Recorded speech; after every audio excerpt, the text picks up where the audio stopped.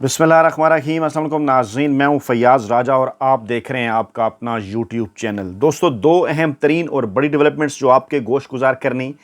एक, इमरान खान का आज कौम से खिताब, उस खिताब का जब वो यूट्यूब पे ये खिताब कर रहे थे तो अचानक उस खिताब का ख़त्म हो जाना, कुछ सवालिया निशान के ये खिताब अचानक क्यों ख़त्म हो गया। और उस खिताब से पहले इमरान खान की एक ट्वीट जिसमें उन्होंने कहा कि मुझे गिरफ़्तार करने से पहले ये मेरा आखिरी ट्वीट हो सकता है। ऐसा क्यों कहा है इमरान खान ने? ताज़ा तरीन अपडेट्स आपको देंगे, क्योंकि इस वक्त जो इत्तलात आ रही हैं लाहौर से, ज़मान पार्क से, जो इमरान खान ने वीडियोज़ भी शेयर किए हैं, जो बैनुल-अक़वामी मीडिया ने भी वीडियोज़ शेयर किए हैं, वो ये बता रही हैं कि इस वक्त ज़मान पार्क को जो है वो घेरे में लिए जा रहा है। अच्छा, एक मामला ज़रा अच्छी तरह से समझ लीजिए, फिर तमाम तर मामलात को आगे बढ़ाते हैं। इमरान खान का आज जो कौम से खिताब हुआ, इसको इमरान खान का कौम से आखिरी खिताब भी करार दिया जा रहा है। कौन इसको आखिरी खिताब करार दे रहे हैं? और ठीक तकरीबन 5:55 पर आर्मी चीफ साहब की जानिब से भी एक पैगाम जो है वो सामने आया, और क्या मुज़ाकरात होंगे या नहीं, इसकी तरफ भी लेकर बढ़ेंगे। आपको कुछ अंदर की चीज़ें आपके सामने रखेंगे। पहले आप ये तमाम तर चीज़ें समझ लें कि माफिया हैंडलर्स और सहूलतकारों का मकसद सिर्फ़ और सिर्फ एक है, और वो है इमरान खान को दीवार से लगाना, दीवार से लगा कर मुज़ाकरात करना और फिर अपनी शराइत मानने पर मजबूर करना। और ये पाकिस्तान की तारीख़ में पहली मरतबा नहीं हो रहा, मगर फ़र्क सिर्फ ये है कि इस बार सामने इमरान खान है। इमरान खान ने एक वीडियो ट्वीट की जिसमें बड़ी तादाद में पुलिस उनके घर के बाहर मौजूद, जिसमें उन्होंने कहा, scenes from outside my house while I was addressing the nation, जब मैं कौम से खिताब कर रहा था। फिर इमरान खान ने अहम तरीन बात की, क्योंकि आज हामिद मीर के भाई पंजाब के वज़ीर इत्तलात आमिर मीर, जो कि आपको याद होगा जब हामिद मीर को गोली लगी थी तो उस वक्त उन्होंने ISI पर और पाक फ़ौज पर इल्ज़ामात लगाए थे बग़ैर किसी सबूत के। उन्होंने ये कहा कि ज़मान पार्क के अंदर उन्हें ये इत्तलात हैं कि 40 दहशतगर्द जो हैं वो छुपे हुए हैं। इमरान खान ने कहा, आप कहते हैं दहशतगर्द मेरे घर में छुपे हुए हैं और उसको बहाना बनाकर घर पर धावा बोलना चाहते हैं। आप एक मुहज़्ज़ब तरीके से वारंट लेकर आएँ, सर्च करें, बल्कि हमारा भी फ़ायदा हो जाएगा कि दहशतगर्दों से ख़तरा तो मुझे भी है, ये तो हमारा फ़ायदा होगा अगर आप दहशतगर्दों को यहाँ से पकड़ेंगे। फिर इमरान खान ने एतज़ाज़ अहसन साहब की गुफ्तगू ट्वीट की। An independent, credible and respected lawyer parliamentarian confirms my suspicion that this was a planned conspiracy to use the arson on government buildings as a pretext to crack down on PTI। Aitzaz Ahsan ने कहा था कि सारा कुछ pre plan था। पाकिस्तान तहरीक इंसाफ इमरान खान पर पाबंदी लगाने के लिए ये सारा मामला 9 मई के बाद जिस किस्म के सानेहात हुए उन सब को स्टेज किया गया, और इसके अंदर यकीनी तौर पर माफिया का और उनके हैंडलर्स का हाथ है। फिर इमरान खान ने कहा, उन्होंने कहा कि ये लोग कामयाबी से वो काम कर रहे हैं जो हमने अपनी आंखों के सामने मशरकी पाकिस्तान में देखा। भुट्टो ने अपना इक़्तिदार बचाने के लिए फ़ौज को सबसे बड़ी सियासी जमात से लड़ाया। जी हाँ, बिल्कुल, इमरान खान ने मशरकी पाकिस्तान का जिक्र किया कि किस तरह वहाँ पर जो पाकिस्तान की सबसे बड़ी सियासी जमात थी अवामी लीग, उसको भुट्टो ने, जो कि जर्नैलों का लगाया हुआ पौधा था, उसने अवामी लीग के साथ फ़ौज को लड़ाया। और आज ये लोग जानबूझकर आज भी जो पाकिस्तान की सबसे बड़ी जमात है पाकिस्तान तहरीक इंसाफ, उसको फ़ौज के साथ लड़वा रहे हैं। ये इमरान खान का अहम तरीन जुमला था। अच्छा, फिर जनाब इसी दौरान जो है वो इमरान खान ने अपने इस तकरीर से पहले, अपनी स्पीच से पहले, कौम से खिताब से पहले, इमरान खान ने एक सर्वे भी शेयर किया जिसमें वो ये बता रहे हैं कि आइन टूट जाए, सुप्रीम कोर्ट को ज़लील किया जाए। पूरा जोर ये लगा रहे हैं कि इमरान खान को आने नहीं देना। और उस सर्वे के नताइज के मुताबिक पाकिस्तान तहरीक इंसाफ की जो मकबूलियत है इस वक्त पाकिस्तान के अंदर वो 70% से ज़ायद है। यही वजह है कि स्टेटस को हर सूरत इमरान खान को जो है वो रास्ते से हटाना चाहता है। फिर इमरान खान ने कहा, एक असम्बली से उन्होंने 12 इलेक्शन जीते हैं, जो कि एक वर्ल्ड रिकॉर्ड है। और मुझे अफसोस है उन दानिश्वरों के ऊपर जो कि इस वक्त पाकिस्तान तहरीक इंसाफ को कलअदम तंजीमों के साथ, दहशतगर्द तंजीमों के साथ जोड़ रहे हैं। एक साहब ने तो इस हवाले से एक पूरा ट्वीट जो है वो लिख मारा, और उन्होंने उसमें जिक्र किया जनाब के सिपा सहाबा, सिपाही मोहम्मद, लश्कर जंगवी, लश्कर तैयबा, जैश मोहम्मद, हिज़्बुल मुजाहिदीन, TTP, इन तमाम का जिक्र किया और कहा कि कभी ये भी बड़ी मकबूल हुआ करती थी। एक नारा लगाती थी, लोग इकट्ठे हो जाते थे और लगता था शायद इनको कोई कुछ नहीं कह सकता। लेकिन इसी तरह की पाकिस्तान तहरीक इंसाफ भी। और फिर उन्होंने कहा कि तहरीक इंसाफ क्योंकि गैर फितरी इसकी पैदाइश थी, तो ये जो कुछ इसके साथ हो रहा है ये बड़ा फितरी है। इंतहाई बुग़्ज़ भरा, बग़ैर तहकीक से کیا گیا یہ ٹویٹ، کیونکہ یہ جتنی تنظیموں کے انہیں نام لیے ہیں ان میں سے کون سی ایسی تنظیم ہے صرف سپاہ صحابہ کے علاوہ نام بدل کے جس نے کبھی الیکشن کے اندر حصہ لیا ہو، یا بعد میں اہل حدیث کی جماعتوں نے بھی، ملی مسلم لیگ یا دیگر، اس کے بعد میں بھی کئی سیاسی جماعتیں نام بدل کر کبھی جو ہے وہ کسی سیاسی اتحاد کا حصہ بن کر کبھی کسی اور نام سے آ کر سامنے آتی رہی۔ ان میں سے کون سی ایسی جماعت ہے جن کو انہوں نے نام لیے جنہوں نے کبھی 1 یا 2 سے زائد سیٹیں جیتی ہوں یا کبھی الیکشن میں بھی حصہ لیا ہو؟ عمران خان نے تو اسی ایک اسمبلی سے 12 سے زیادہ سیٹیں جیتی، جو کہ ایک ورلڈ ریکارڈ ہے۔ اچھا، مقصد کیا ہے؟ مقصد وہ کہتے ہیں جناب کہ پاکستان تحریک انصاف کے ساتھ کیونکہ ان کا بغض ہے اس کے اوپر پابندی لگانا چاہتے ہیں۔ اب یہ اگر تحقیق کی جائے، پاکستان کے اندر 3 بڑی سیاسی جماعتیں ہیں، پاکستان تحریک انصاف، نواز لیگ اور پیپلز پارٹی۔ جس ترتیب سے میں نے نام لیے وہ اسی ترتیب کے ساتھ ہیں۔ ان تینوں کے 3 رہنما ہیں، عمران خان، نواز شریف اور ذوالفقار علی بھٹو، جن کا یہ ووٹ بینک ہے۔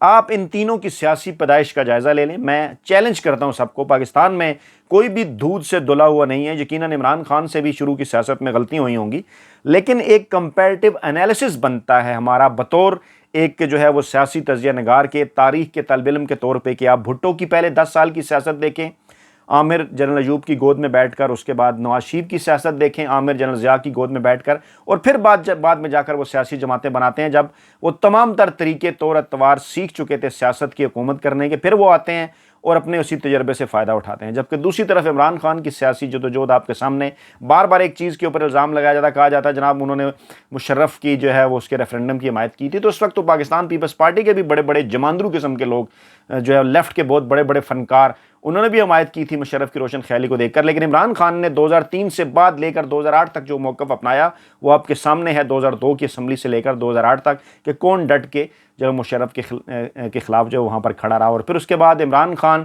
جس آرگینک طریقے سے آ گیا ہے، ایک نشست جیتے، پہلے کوئی نشست نہیں جیتے، پھر ایک نشست جیتے، پھر انہوں نے بائیکاٹ کیا، پھر 30-35 نشستیں جیتے، اور اس کے بعد پھر آہستہ آہستہ ایک صوبے میں حکومت اور پھر پورے ملک کے اندر حکومت۔ عمران خان نے واضح کر دیا کہ میری صرف ایجنسیوں نے مخالفت نہیں کی تھی، یہ نہیں تھا کہ میری ایجنسیوں نے حمایت کر دی تھی اور میرے ساتھ آگے کھڑے ہو گئے تھے۔ تو کہنے کا یہ مطلب کہ تمام تر چیزوں کا اگر کمپیریٹیو انالیسس کریں تو اس وقت پاکستان میں صرف ایک آرگینک سیاسی جماعت ہے جو کہ زیادہ فطری طریقے سے جس کی پیدائش ہوئی، وہ ہے پاکستان تحریک انصاف اور عمران خان۔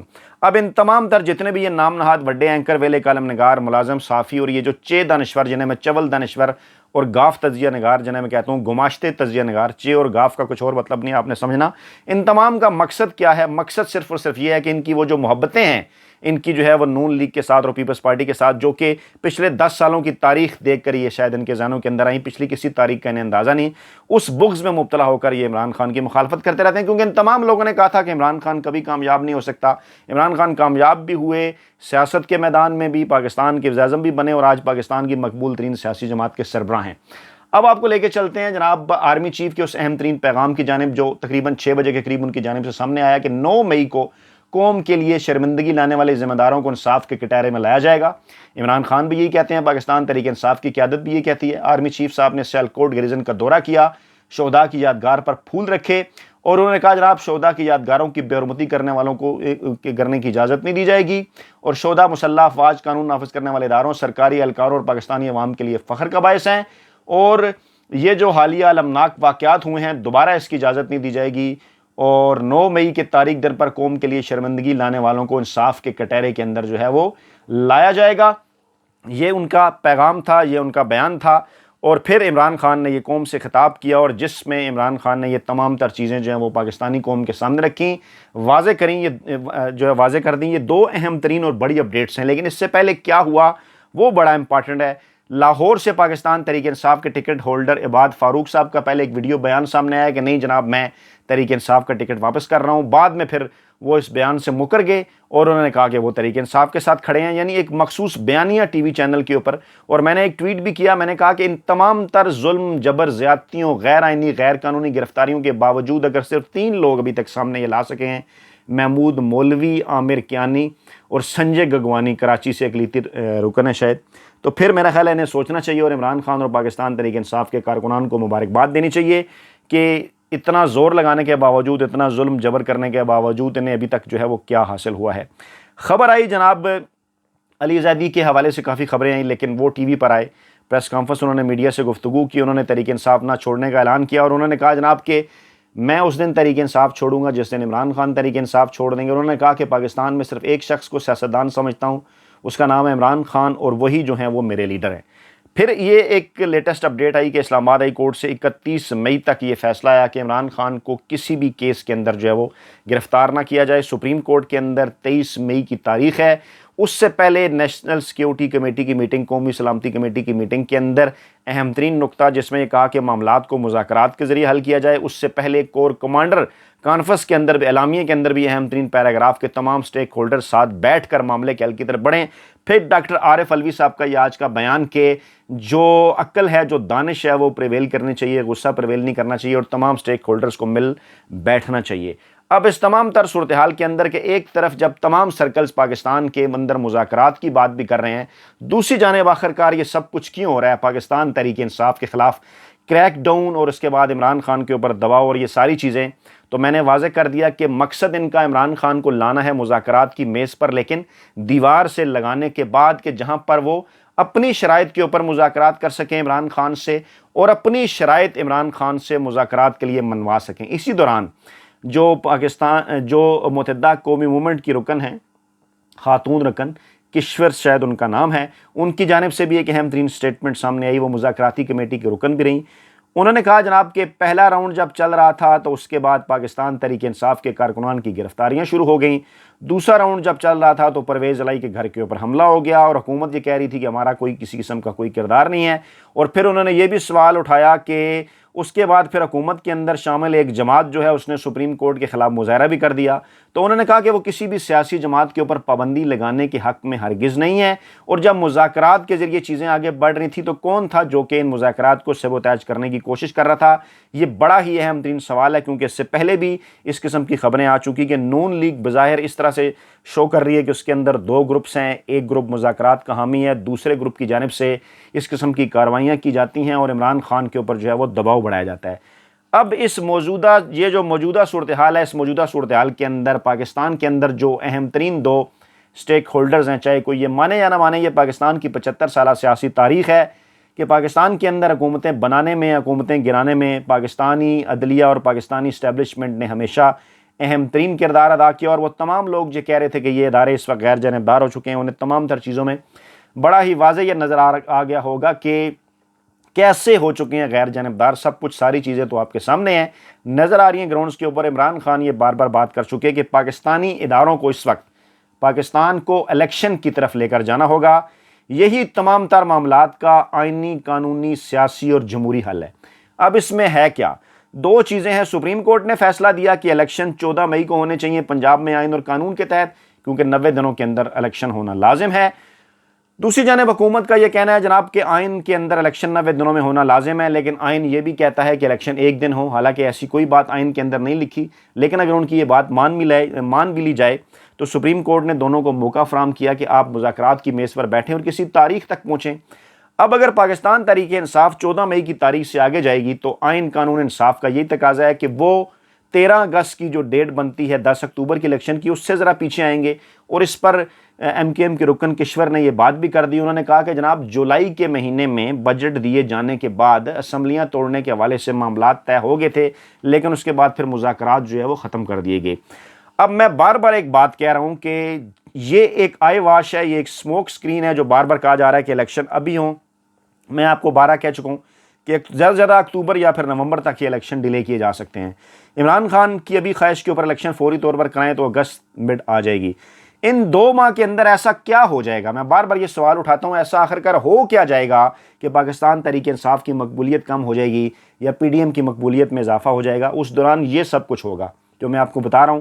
کوشش کی جائے گی پاکستان تحریک انصاف کو دیوار کے ساتھ لگانے کی، پاکستان تحریک انصاف کو توڑنے کی، جو کہ ماضی کے بھی اسکرپٹ کا حصہ رہا، ہمیشہ سے اس طرح سے کیا جاتا رہا مقبول ترین سیاسی جماعتوں کے حوالے سے۔ 70 کی دہائی بھی ہمارے سامنے ہے اور سب کچھ اسی طرح سے ہے، کچھ بھی نہیں بدلا، اور ایک مرتبہ پھر وہی کوشش ہو رہی ہے۔ ہاں، جو کچھ نئے دانشور بنے ہیں جن کی تاریخ ابھی 10 سال پہلے شروع ہوتی ہے، شاید انہیں تاریخ کا کسی قسم کا کوئی اندازہ نہیں، تو اس لیے وہ معاملات کو کوئی اور رخ دینے کی کوشش کرتے ہیں۔ مقصد صرف اور صرف ایک ہے، جاتے جاتے دوبارہ رپیٹ کر دوں کہ عمران خان کو دیوار سے لگانے کے بعد مذاکرات کی میز پر لایا جائے اور عمران خان سے اپنی مرضی کی شرائط تسلیم کروائی جائیں، الیکشن ابھی ہوں یا بعد میں معاملہ یہیں پر رکا ہوا ہے، لیکن اس مرتبہ فرق صرف یہ ہے، تاریخ میں ہمیشہ یہ ہوتا رہا، لیکن اس مرتبہ سامنے عمران خان ہے۔ اپنا بہت خیال رکھیے گا، دعاؤں میں یاد رکھیے گا۔